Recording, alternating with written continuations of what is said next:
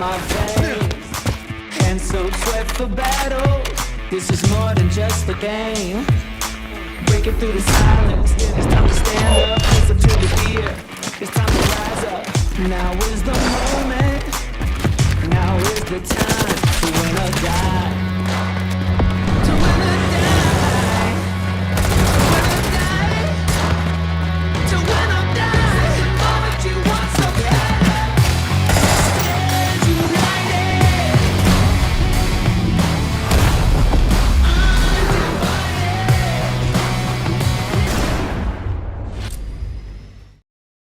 Hi everyone, welcome to section 3. We're going to cover evaluating locations.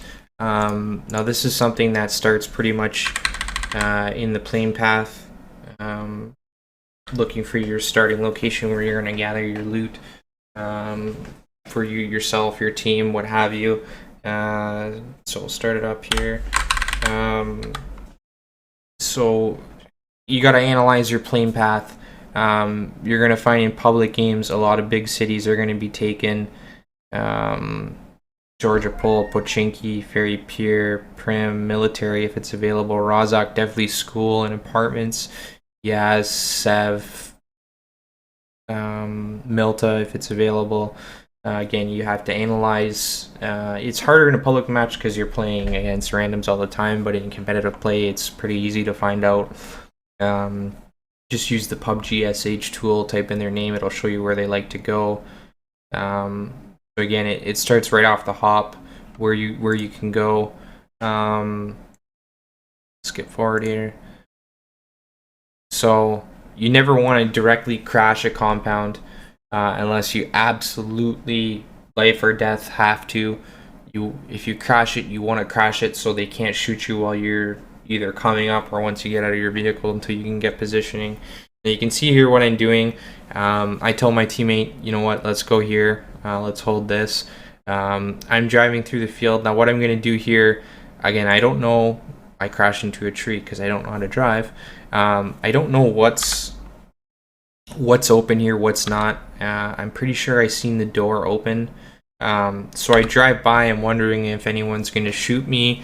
I'm trying to bait out another team's shots, so if I know it's safe to cross or not. So I stop here on this rock, heal up because I crashed. Shouldn't be happening, but it did. I'm scouting it out. You know what I see, you know what, there's doors open. I need to be careful. I'm just going to sit here and chill. I'm in no immediate danger. I'm not going to die. Well, I don't know that for a fact, but I shouldn't be dying. I'm just trying to get a position for my teammate. I'm scoping out the compound. They're not peeking, so I don't know if anyone's there. I don't know until I go into the warehouse here and he starts to shoot me. But you've got to be constantly getting the knowledge of what's going on in your surroundings. If buildings are looted, if they're not, if you see a vehicle that's not a spawn. You see my teammate finally shows up. So we only heard one set of shots and footsteps at this time, unless they were changing and they both had the same guns. We don't know. So we're just trying to wait and fight it out. Now what you want to do if you need to get somewhere, see how I'm throwing things here, the smoke grenades. Now that smoke grenades are server side, I can use that to my advantage and push up to the wall.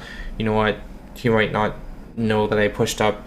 He should be making an educated guess that I'm using that smoke to push up. And then I'm just securing the half wall. My teammate's already in the building, so we have a good sense that basement's clear. They're upstairs. Now what we're going to do here is called a trade. My partner goes up first. I go up second. I'm looking where he's not, because there's in a house, it's nice because you have hard cover. You can definitely hide, but there's only so many angles you can hide in. So it's a catch-22 whether you're going to survive that fight or not. If you're confident in your shot and you're hitting your shots, you should.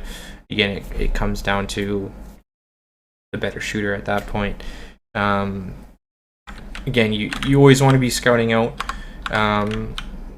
Later here we do a pretty poor job of that. We were just joking around in our Discord. Like, we had the right idea.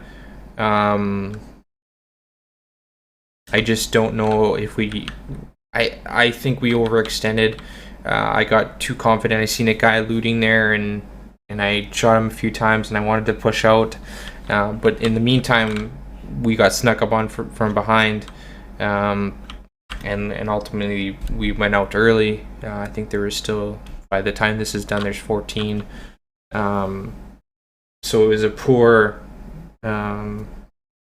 evaluation on our part what our surroundings were. It happens. I mean, not every game you're coming first. If you were, who's coming second? You've got to learn from your mistakes. I definitely took note of what happened here. This stuff shouldn't be happening in competitive or public matches for myself, anyways. Competitive play, I can see that, but still, people shouldn't be sneaking up on you through an open field like that. You should be doing a 360, or assign each person to look a different cardinal direction or directions. In terms of what's going on, like, you can see my stats here. I have a 90% top 10 rate and a 60% win rate. 21 matches, 13 first places. That sort of stuff shouldn't be happening again. You, as a newer player, you've got to take note of every possible situation that could happen. It's a lot of information to process, yes, I know, but if you want to be better, you've got to learn how to do it. I can't stress that enough about game awareness. It makes or breaks how you progress as a player. So up next, we got weapons. We'll start talking about that. That's it for section 3. Short and sweet, nothing too stressful, nothing too crazy. Thanks. Okay, everyone, welcome to section 4. Today we're going to cover the weapons available to you. There's a vast majority or variety of weapons. Some being map exclusives, some being crate exclusives, and then the rest are going to be pretty much available on all 3 of the current maps. That's Erangel, Miramar, and Sandhawk. I'm going to go into the training mode today, just because that's got every weapon available, including the crate and map exclusive weapons. So we'll see what's what. Now I'm going to keep popping over when I go through each gun. I'm going to show you the damage and how that all works, what they're rated. So first we're going to cover, I think we'll start with whatever gun is first on the table. Excluding the pistols, I mean, those are situational. If there's a guy in your starting compound where you're starting, definitely grab one. It's better than nothing. We've got the pump action shotgun. Holds 5 rounds, pretty much an instant knock on anyone. It's a good starting weapon, again, better than nothing. That's the sawed-off. This will count as your 3. It's essentially a sidearm like your pistols. That one's only available, I do believe Sandhawk and Miramar are the only maps that have that. Erangel does not. We have the double barrel. I'm pretty sure this one's available on all maps. Same with the SKS. This is an auto shotgun. It can hold 5 rounds by default, 8 with an extended mag. Next we have the 2 SMGs that cannot have a scope on them, or a red dot.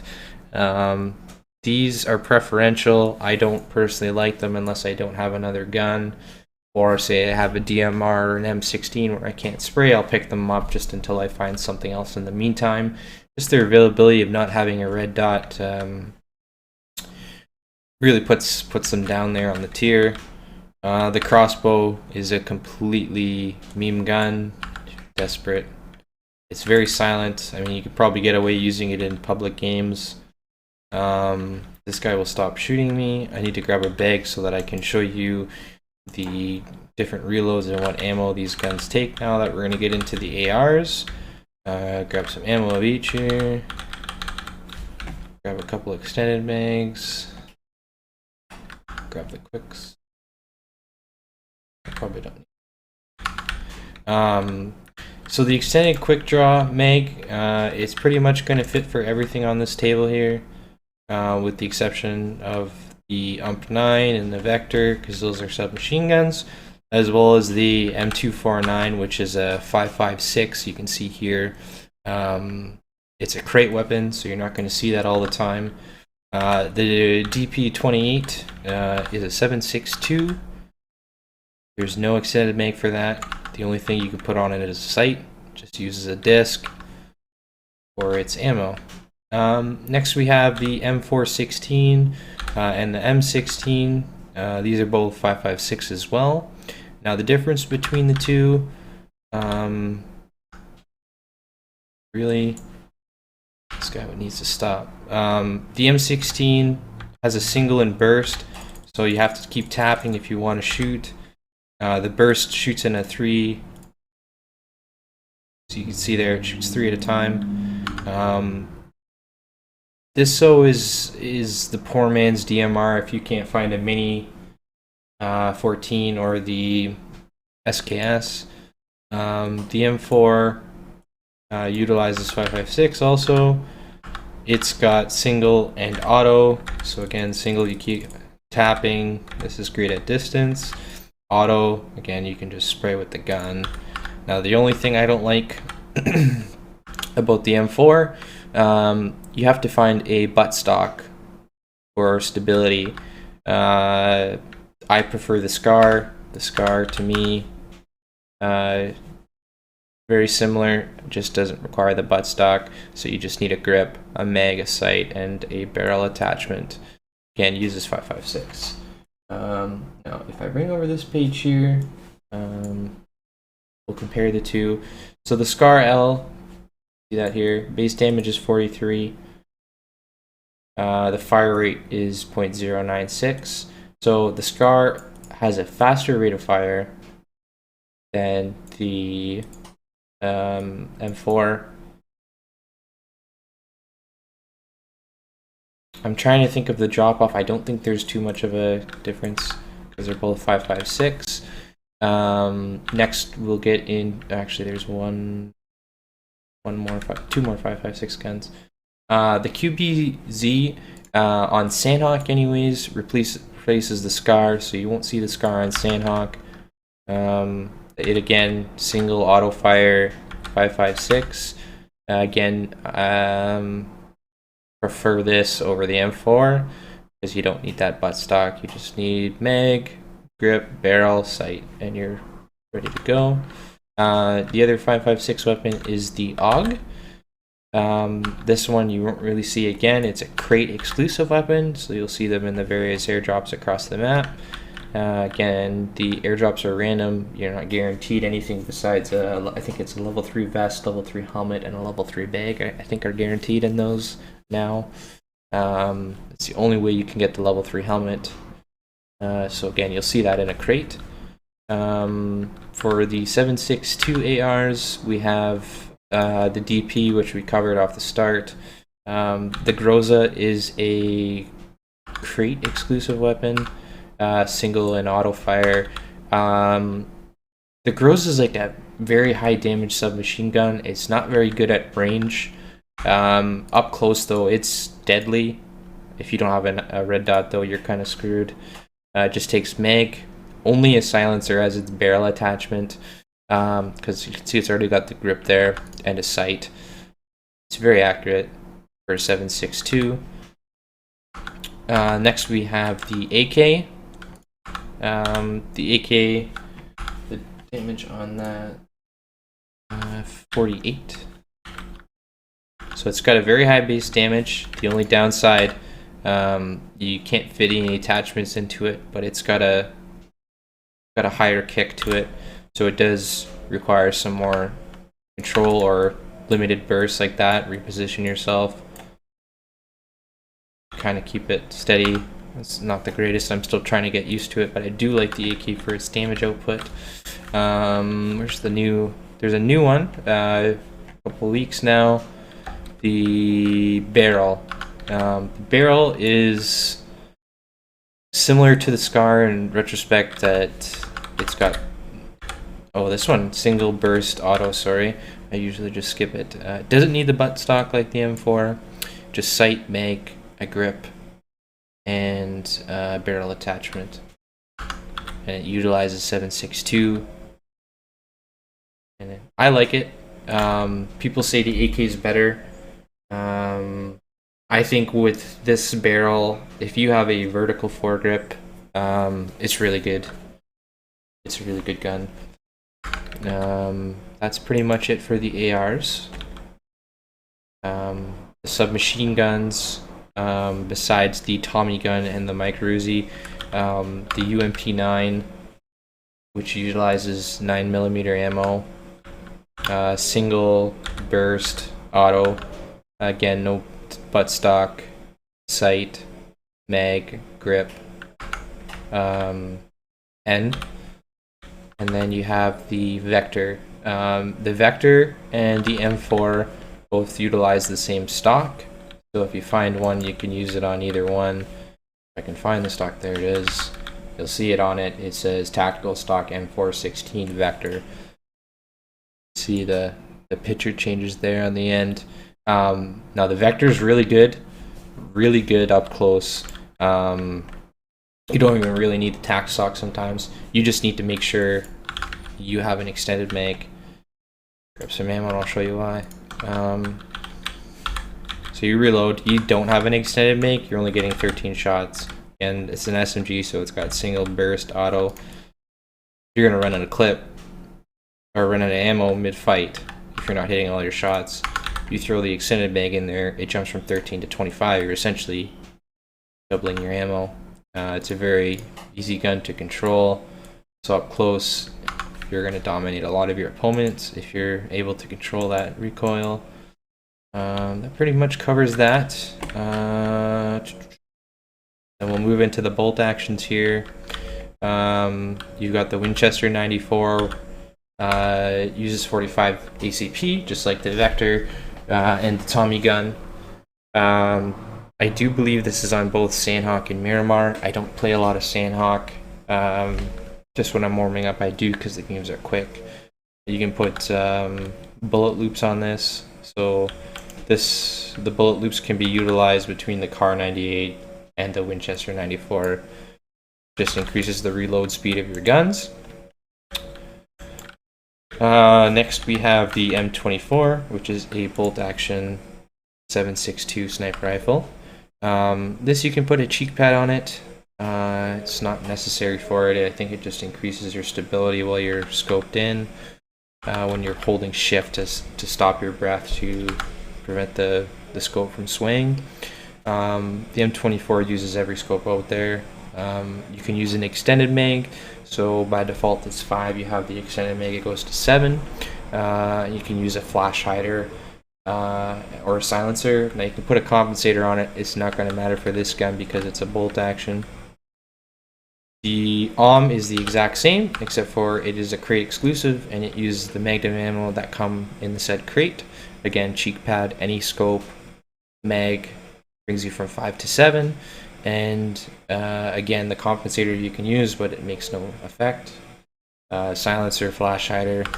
Then the Car 98, 7.62, 5 rounds, no extended mag. You can either put the cheek pad or the bullet loops. Excuse me. I prefer the bullet loops. For the Car, it's faster reload. Say you take 2 shots. For the other guns, you have to reload the whole mag, whereas you can just slap 2 bullets in and you're done. You're at full capacity again.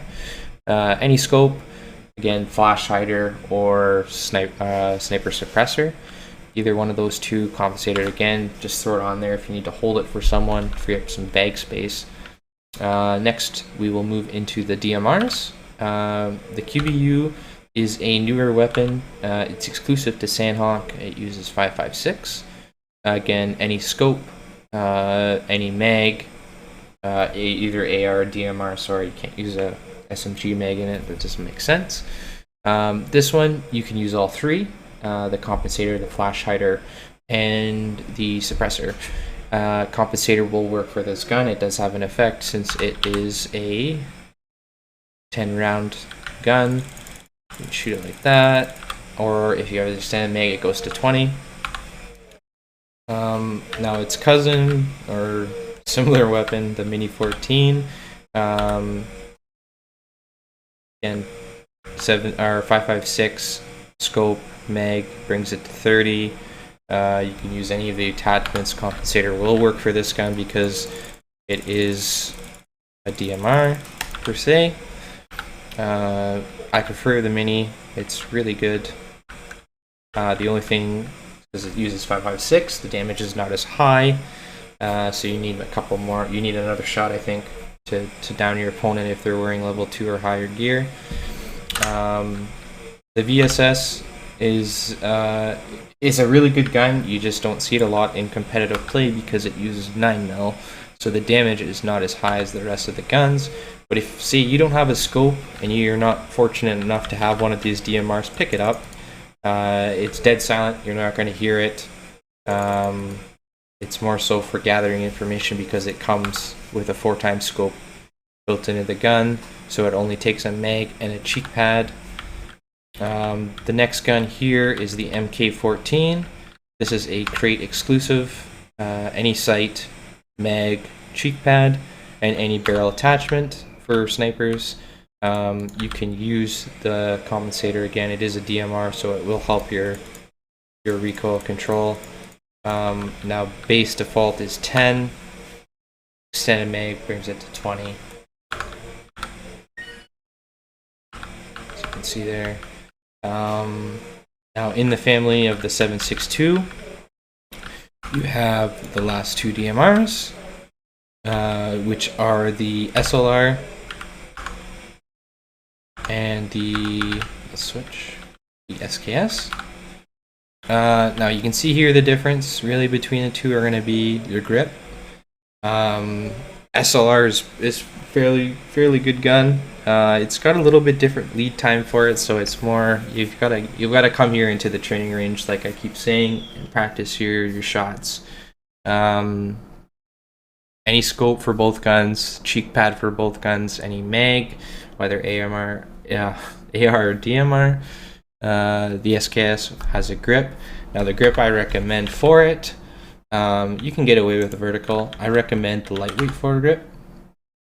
You can see here weapon stability after shot plus and plus weapon steadiness compared to the vertical foregrip, which is recoil control and stability after shot.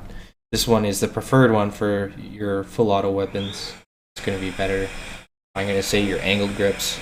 They provide you a quicker ADS speed, so SMGs like the UMP are going to be really good for that. Half grip, I don't really use it.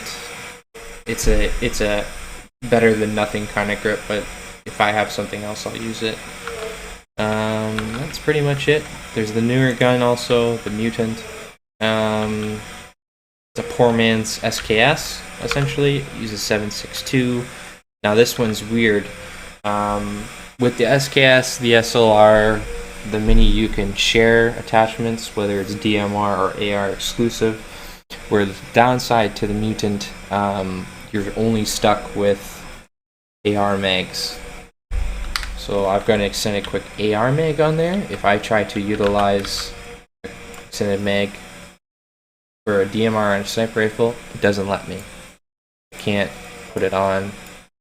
Whereas I can use this AR mag with either gun here.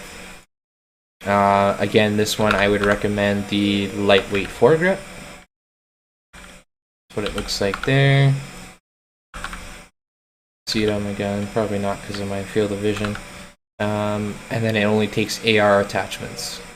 This one though can only go up to a 6x scope, just like all the other ARs, that being your M4, your M16, your SCAR, your AK, your barrel, your QBZ, your Groza, AUG. yeah, that's pretty much the main ones here. Shotguns, I mean, those are, you don't really see those in competitive play. I don't even know where they are here. Oh, we already went over them. My goodness, how time flies. Short synopsis, pistols. Very, very rare you're going to see someone using a pistol. It's better than nothing gunner if you need to finish someone, or if you need to hold a red dot sight because you don't have the bag space to give it to your friend or your teammate. Shotguns, again, very situational. Same with these guns. Here, your Tommy, your micro, crossbow. Most people you will see in Miramar and Erangel, you will see them running some sort of AR here on this table, and either a bolt action or a sniper rifle for the most part. Most likely Miramar, you're going to see that because of you're usually getting in fights that are at longer range, so you want to have a ranged weapon that's going to excel and do some damage to your opponent's gear.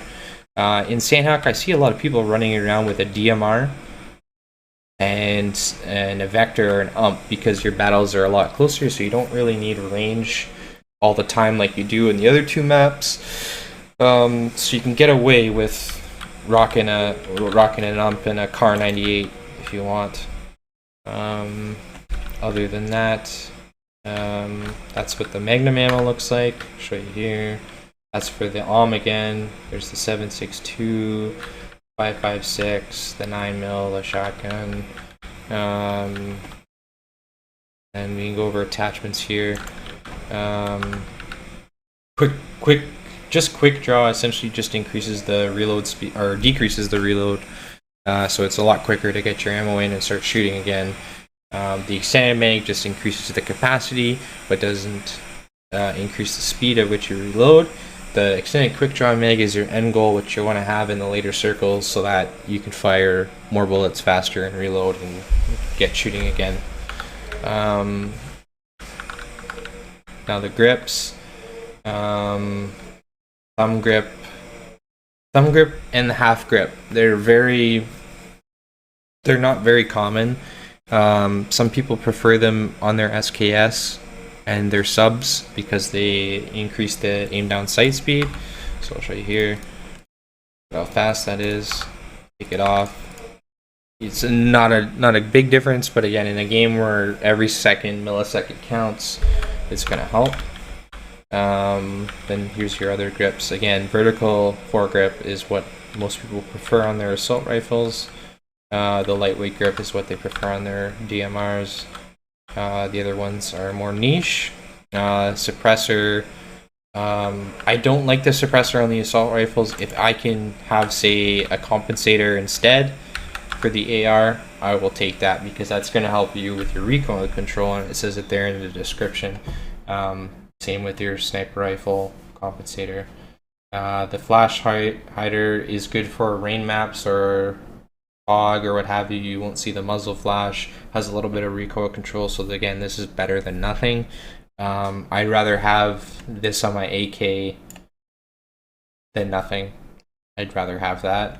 SMGs doesn't really make too much of a difference from my experience. It's very not noticeable. And then these are the shotgun choke tights. Makes it nice and tight. The duck bill I think is high left, so you can aim down a little bit more when you're shooting. The bullet loops are the same as the Car and the Winchester. Just increases your reload speed for the shotgun, and the micro Uzi stock again only usable for the micro Uzi. Then you have your different scopes, different gear on this side of the table. So you got level 3, which is only crates. Level 2 you can find anywhere. Level 1 you can find anywhere. Level 3 is very rare on the map, but you can get them in crates. And then level 2 and 1. Again, vest increases your carrying capacity by 50, so always have a vest on. And that's just the different types, different damage reduction. Now the different scopes, you've got your 15, which is a crate exclusive, so you only see these in crates for players that have looted crates. Your 8x scope, your 6, your 4, your 3, your 2, hollow, and red dot. I prefer the red dot. Some people prefer the hollow. I just think it takes up too much of your screen. and then when you're trying to track a target, it's harder to see around that target. Whereas the red dot, nice and small, but the dot is smaller than the hollow, so it's personal preference. Now with these scopes here, the 6, the 8, and the 15, can I use this? Yeah. So the 15, with these scopes, by default the mouse scroll, you can zoom in and out. Same with the 6, zoom in and out, and then same with the 8, zoom in and out. So it's like having a scope at half the capacity. The 15, when you zoom in, or zoom out, it's like having an 8. The 8 is like a 4. The 6 is like a 3. So you'll see there's a good amount of players that can hold their 6 times recoil. I don't know why you'd ever want to put this on an but they'll zoom out like this, and they can control their recoil and sometimes kill targets. So it comes down to gun skill at that point. That should be everything for the guns at this point until they release some new ones. Once that happens, I will update accordingly. Thanks, guys. We'll see you into how to loot later on in this section. And then coming up, we'll start getting into the nitty-gritty with strategies and how to play each different mode, whether it be duos, solos, or squads. Thanks.